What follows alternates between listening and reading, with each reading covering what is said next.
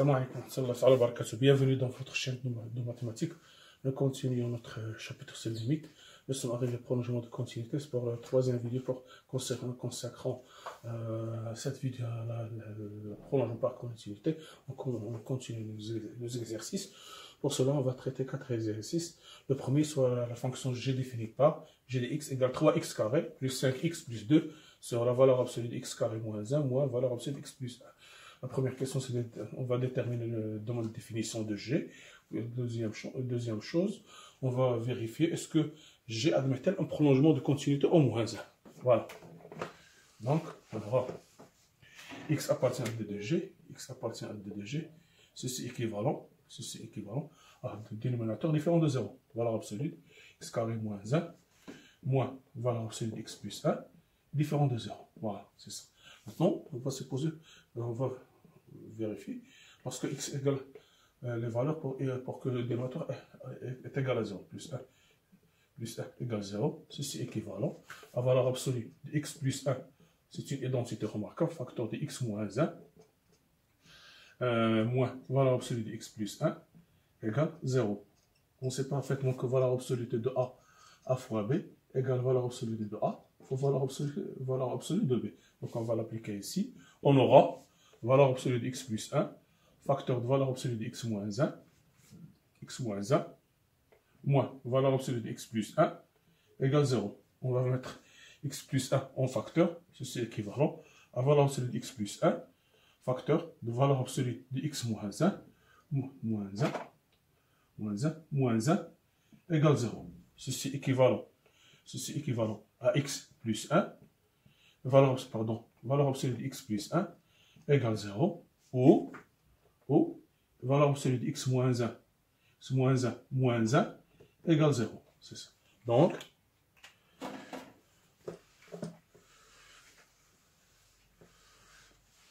ceci égale 0, ceci équivalent à x plus 1 égale 0, c'est-à-dire x égale moins 1, ou valeur absolue de x plus 1 égale 1. Voilà. Donc,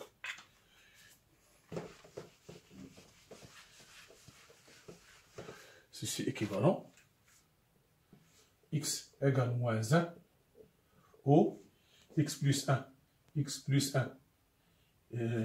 x, valeur absolue de x égale x, c'est x négatif, c'est égal x positif, égale moins x, c'est x négatif. Donc, x plus 1 peut être égal à 1, ou x plus 1 égale moins 1. Donc, dans ce cas, x égale moins 1, ou x égale 0, ou x égale moins 2. D'accord? Donc, c'est x moins 1. C'était x moins 1. Je pense, oui, on va mettre, oui, x moins 1, pardon, x moins 1. Donc, on aura x égale 2, ou bien x égale 0. Voilà. Donc, DDF. Donc, x, voilà, x appartient à DDF. Ceci équivalent à x différent de moins 1, et x différent de 0, et x différent de 2. Donc, DDF égale moins l'infini, moins 1, union moins 1, 0, union 0, 2, union 2 plus l'infini. Voilà. C'est ça le domaine de définition. Donc, la première condition est vérifiée. Ce que moins 1 n'appartient pas à DDF. Maintenant, on va voir le prolongement par continuité. Pour que f peut avoir un prolongement de continuité, c'est les deux conditions soient vraies. C'est que f admet un prolongement, je répète, prolongement par continuité, en x0, c'est que, première chose, x0 n'appartient pas à DDF, et deuxième chose, c'est que limite quand x tend vers x0 de f de x existe, égale L, appartient à R. Hein, et limite finie. D'accord. Maintenant, on doit calculer la limite au moins 1. Voilà. Nous avons limite quand x tend vers moins 1 de g de x, voilà, de égale limite quand x tend vers moins 1. Nous avons vu que ce sera x plus 1 en facteur, valeur absolue x plus 1, facteur de valeur absolue de x moins 1, voilà, sur 3x carré, plus 5x, plus 2. Puisque j'ai valeur absolue, j'ai un moins 1, je vais calculer la limite à droite et à gauche de moins 1. Pour ça, je vais calculer la limite à gauche, la limite à droite. Maintenant, la limite à droite, x tend vers moins 1 plus à droite. D'accord. Donc, x tend vers moins 1 par valeur positive, c'est-à-dire que x supérieur à moins 1, ceci qui implique que x plus 1 supérieur à 0. Donc, valeur absolue de x plus 1 égale valeur absolue de x plus 1. Donc, ceci égale limite x tend vers moins 1 plus. Ici, j'aurai x plus 1. Voilà, facteur x plus 1. Facteur de x moins 1. Moins. Ici, je vais factoriser. Si je remplace ici par moins 1. J'aurai 3 moins 5 plus 2, ça fait 0. Donc, ceci peut être factorisé par x plus 1. Voilà, par moins 1. X moins 1. Ici, pour avoir 3, sans faire le discriminant, pour avoir 3x carré, je dois multiplier par x carré. Ici, je dois multiplier ce 2. 2, je dois le diviser par ce moins alpha. Ici, moins 1, c'est 1. C'est-à-dire plus 2. Voilà. Sans faire discriminer. J'ai déjà mentionné ça. Si vous avez un polynôme et vous connaissez une racine, par exemple, ici, j'ai moins 1. Donc, x moins 1, c'est x plus 1. Pour avoir 3x carré, je dois multiplier par 3x. 3x multiplié par x carré, ça donne x carré. Et pour avoir ce nombre, je prends le c, ax carré plus bx plus c, je prends c, je le divise par ce racine ici. Donc, 2 sur plus 1, ça donne 2. Voilà. Maintenant, je peux factoriser. X tend vers moins 1 plus de 3x plus 2 sur valeur absolue de x moins 1. Moins 1, ça donne ici moins 3 plus 2 sur valeur absolue de 1, de moins 1, moins 1, moins 1, moins 1. Moins 1, ça donne, ici ça reste moins 1, et ici ça donne moins 2, 2, valeur absolue de moins 2, c'est 2, 2 moins 1, c'est 1, donc c'est moins 1. Donc limite, quand x tend vers moins 1 plus de g de x égale moins 1. Voilà. Maintenant, on va calculer la limite à gauche. Donc, limite, quand x tend vers moins 1, limite quand tend vers moins 1 par valeur négative, moins 1, voilà, tend vers moins 1, voilà, de g de x égale limite, quand x tend vers moins 1 par valeur négative, de 3x, nous avons dit ce que c'est x plus 1, facteur de 3x, plus 2, sur, et ici, j'ai valeur absolue de x moins 1, x plus 1, facteur, x, valeur absolue, facteur de valeur absolue de x moins 1, moins 1. Or, x tend vers moins 1, moins. C'est-à-dire, ceci implique que x inférieur strictement à moins 1. C'est-à-dire, ce qui implique que x plus 1 inférieur strictement à 0. Donc, valeur absolue de x plus 1 égale moins x plus 1. Voilà. X plus 1. Maintenant, je vais remplacer cette valeur absolue. Donc, ceci égale à la limite quand x tend vers moins 1, moins de x plus 1. X plus 1, facteur de 3x plus 2 sur moins x plus 1. Facteur de valeur absolue de x moins 1, moins 1. Voilà. Je vais simplifier. Ça va me rester limite quand x tend vers moins 1, moins. De moins, ici, je vais monter le moins ici, moins. Voilà. 3x plus 2 sur valeur absolue de x moins 1, moins 1. Ça va vous donner ici moins. Ici, ça va vous donner moins 3 plus 2 sur moins 1, moins 1, moins 2, ça fait ici moins 3 sur 1. J'aurai ici, pardon, j'aurai ici moins 1. J'aurai ici 1. Voilà. Ici moins 1, moins 1 en haut, sur 1, ça fait 1. Donc, j'aurai 1. Donc,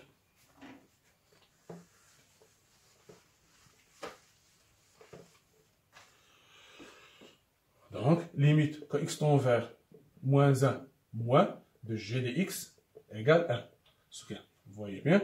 Donc, limite quand x tend vers moins 1 plus de g de x différent de limite quand x tend vers moins 1 moins de g de x. Donc, la limite n'existe pas. Donc, g n'admet pas. Vous voyez bien, puisque la limite n'existe pas, la limite à gauche différente de la limite à droite, donc la limite n'existe pas. Donc, G n'admet pas de prolongement par continuité. N'admet pas de prolongement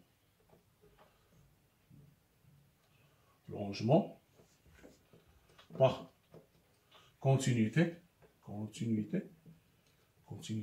en moins 1. Voilà.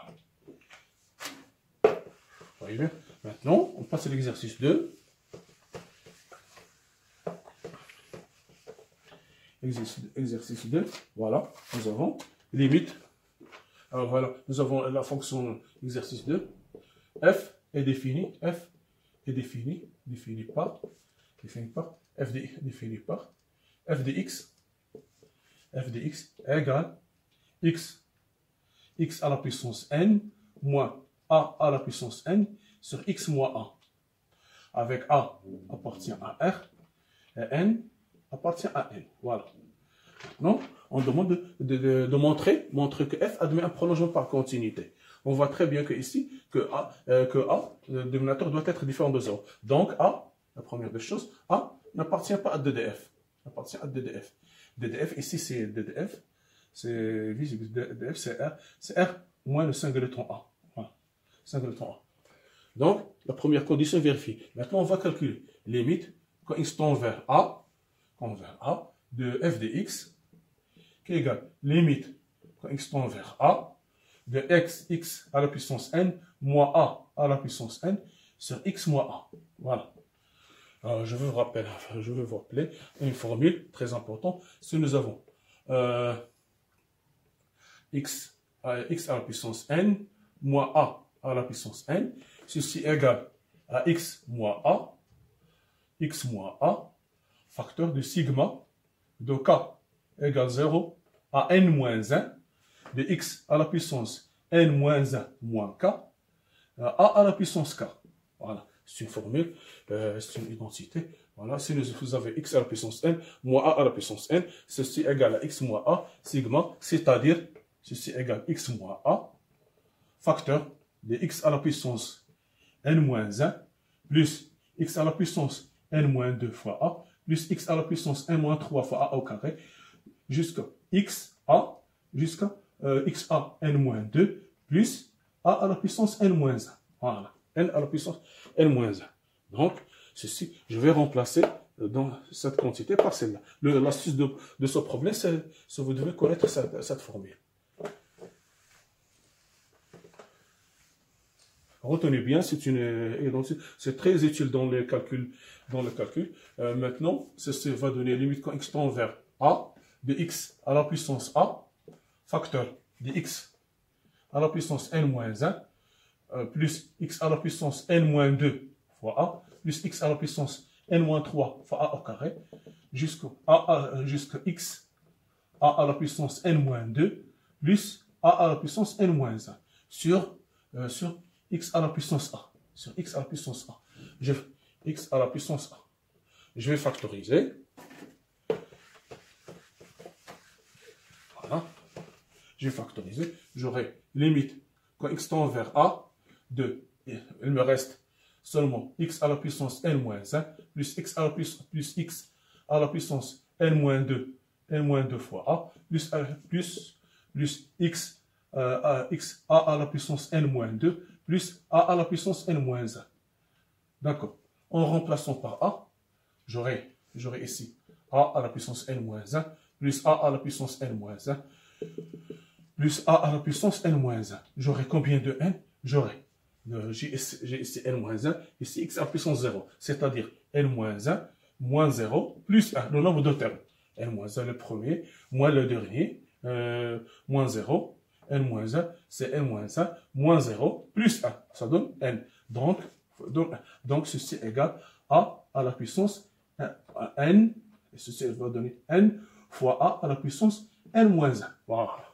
N, j'ai n moins 1, pour trouver le nombre de termes, je prends par exemple x, j'ai x à la puissance n moins 1, ici x à la puissance 0. Donc, n moins 1, moins 0, plus 1. n moins 1, moins 0, plus 1, le nombre de termes. Ça donne 1.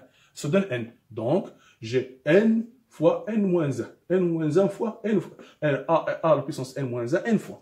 Donc, cette limite existe. Donc, j'ai, maintenant f admet un prolongement par continuité en A donné par g de x égale f de x, c'est x différent de A. Et g de A égale n fois a à la puissance n moins 1. Voilà. D'accord? Voilà, c'est ça le prolongement par continuité. On passe au troisième exercice.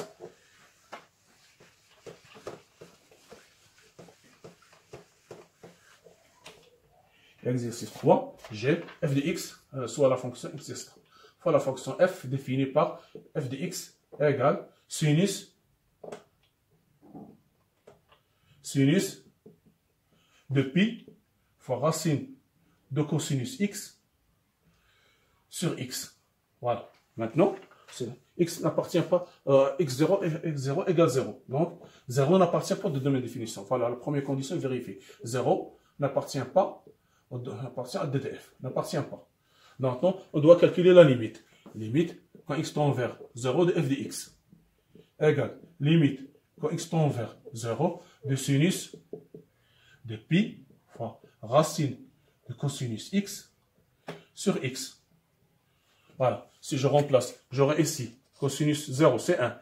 Ça donne pi. Sinus pi, c'est 0. 0 sur 0 font indéterminé. Qu'est-ce que je vais faire maintenant? Je dois posons. Regardez bien. Vous avez déjà fait cette méthode. Je vais poser h de x égale sinus de pi racine de cosinus x.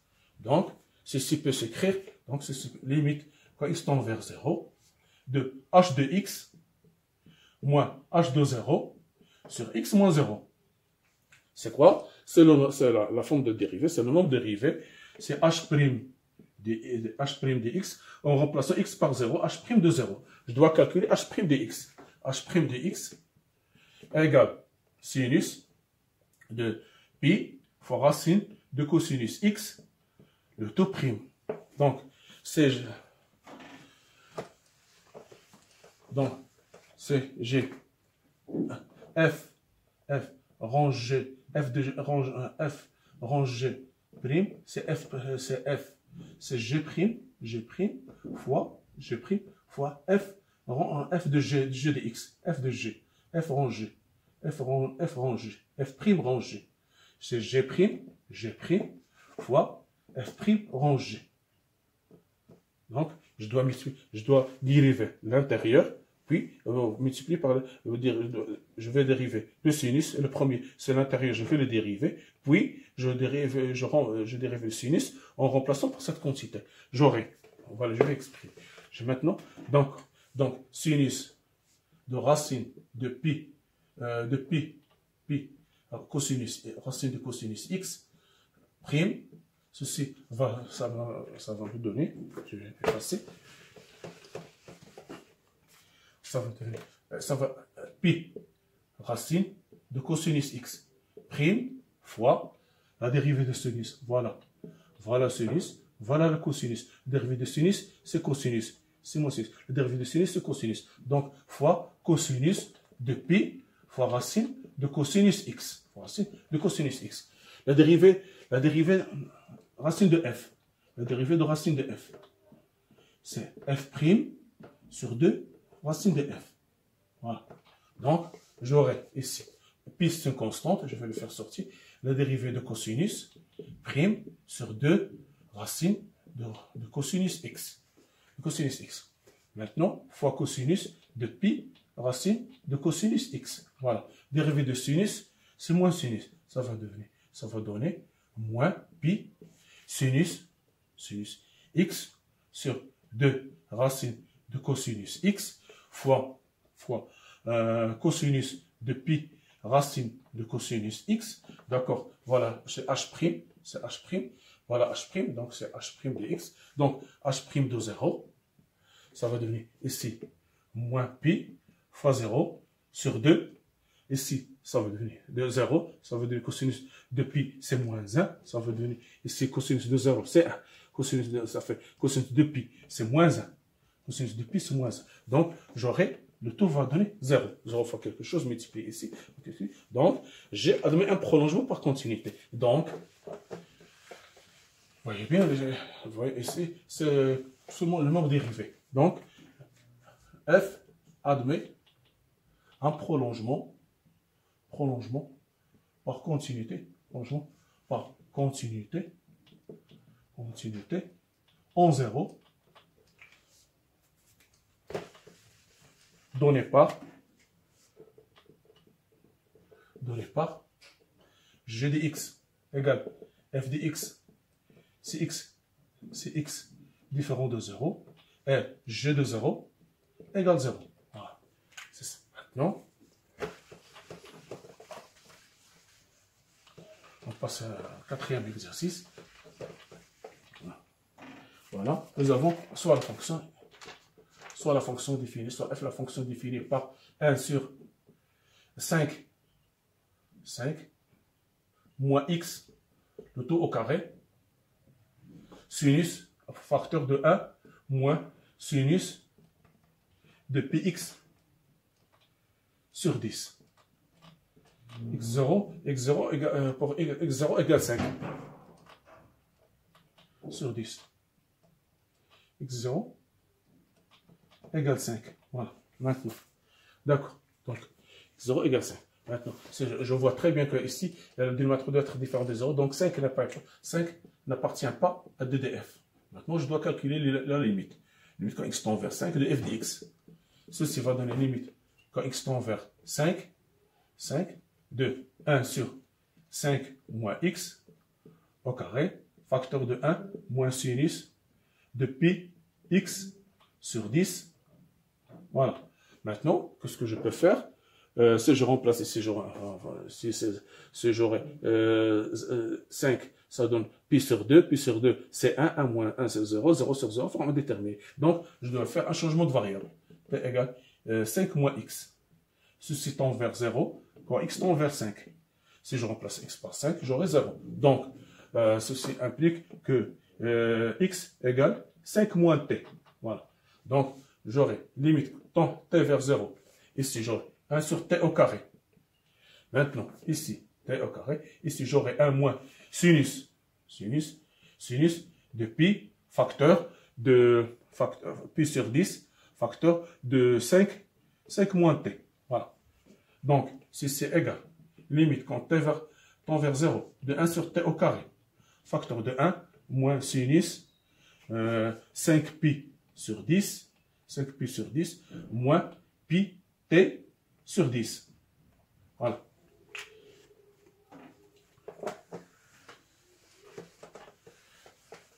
Voilà.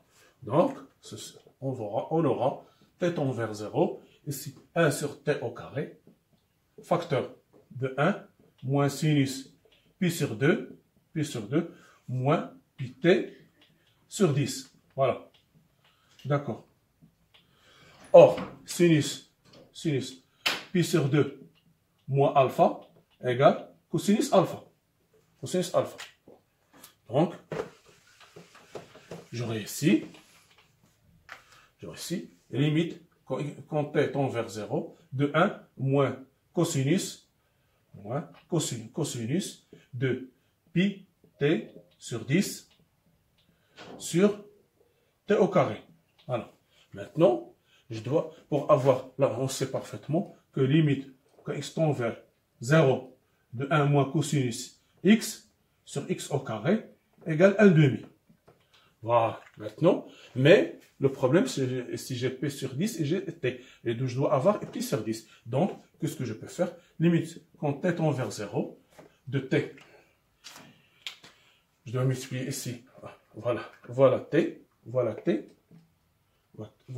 au carré. Ici, 1 moins cosinus pi moins t, pi fois t sur 10. Je dois ici multiplier par pi au carré sur 100.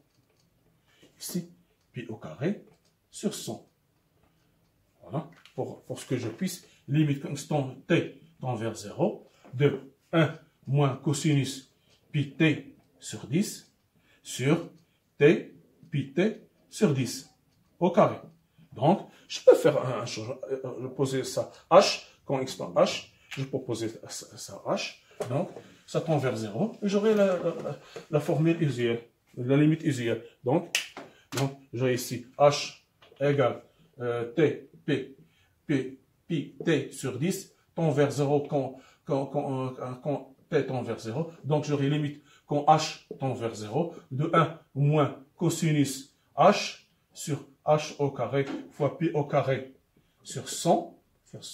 Donc ceci égale à 1,5 fois pi au carré sur 100, qui est égal à pi au carré sur 200. Voilà. Donc, si une limite existe, fini. Donc, f, conclusion, donc f admet un prolongement par continuité en 5, donné par g de x égale f de x, c'est x différent de 5, et g de 5 égale pi au carré sur 200. Voilà. C'est ça le problème. Merci de votre attention. À la prochaine, Inch'Allah, avec d'autres exercices. Merci.